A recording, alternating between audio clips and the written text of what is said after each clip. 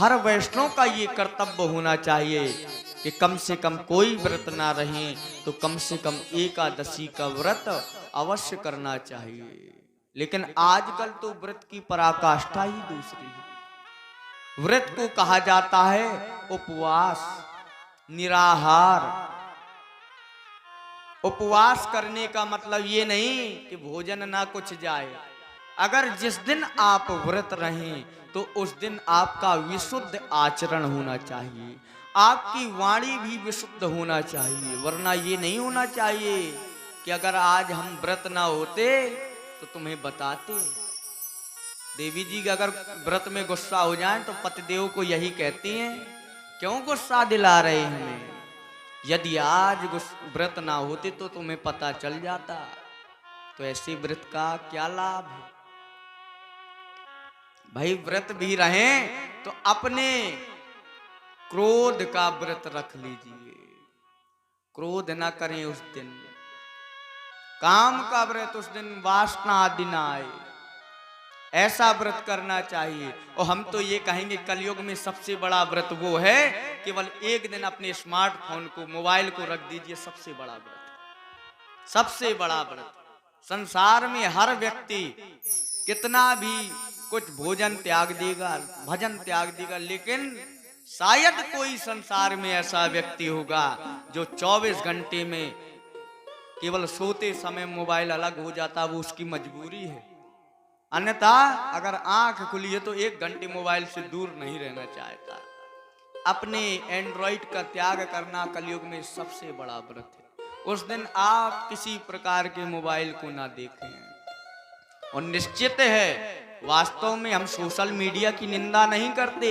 शायद social media से वर्तमान की वैज्ञानिक पद्धति बहुत अच्छी है, लेकिन यदि उस पद्धति का उपयोग किया जाए, अगर सदुपयोग होगा तो वह पद्धति हमें जीवन में सदैव काम आएगी। अगर उसी पद्धति का हम दुरुपयोग करेंगे तो वही पद्धति हमारे लिए विनाशकारी हो रही है।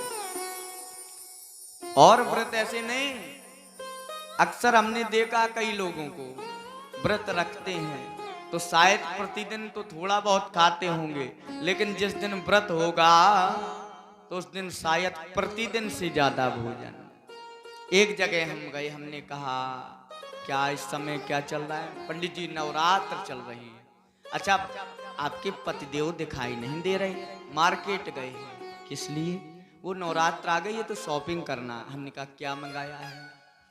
बोले हमने उनको बोल दिए हैं कि प्रतिदिन 2-4 किलो फल आना चाहिए, 1-2 किलो मिठाई आ जाए, और सिंघाड़े का आटा और साबूदाना। हमने कहा इतना क्यों? अरे निराहार रहना है, इतना कर लें ताकि इंद्रियां चलती रहें। व्रत ऐसे करना चाहिए, इतना भोजन करना चाहिए कि इंद्रियां चलती रहें। और व्रत रहें तो अपने विकारों को त्याग दें उस दिन। ये सबसे बड़ा व्रत है।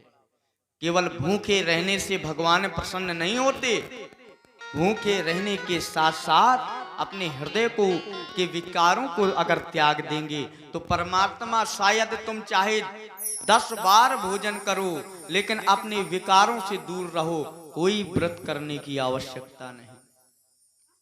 तो जिस समय बाबा नंद एकादशी के दिन निराहार व्रत रहे, उस दिन भगवान की विशेष पूजा पाठ करते हैं। और जो व्यक्ति एकादशी व्रत करते हैं वो सहस्त्र तुलसी दल से जनार्दन प्रभु की अर्चना करना चाहिए। यानी जिसको एकादशी का जो व्रत रहे, अगर उसमें सामर्थ्य है, समय है, व्यवस्था है, तो उस दिन 1000 तुलसी के पत्ती से, सहस्त्र तुलसी दल से भगवान नारायण का सहस्त्रार्चन करना चाहिए। जिस प्रकार से भगवान शिव पर बेलपत्र चढ़ाते हैं, ऐसे ही भगवान नारायण पर तुलसी दल चढ़ा करके उनका सहस्त्रार्चन करना चाहिए। ये पूजा पद्धति है। लेकिन नंद बाबा व्रत, एकादशी का व्रत तो आनंद से किया, लेकिन अर्धरात्रि में नंद बाबा को भ्रम हो गया। उन्हें लगा कि ब्रह्म वेला आ गई। अर्धरात्रि में ही नंद बाबा यमुना जी में स्नान करने गए, और जैसे ही स्नान करने गए तो वहां जल के जो देवता हैं वरुण देव नंद बाबा को पकड़ ले गए। क्यों?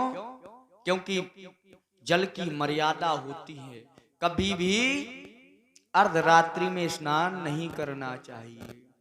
स्नान का नियम है प्रातः काल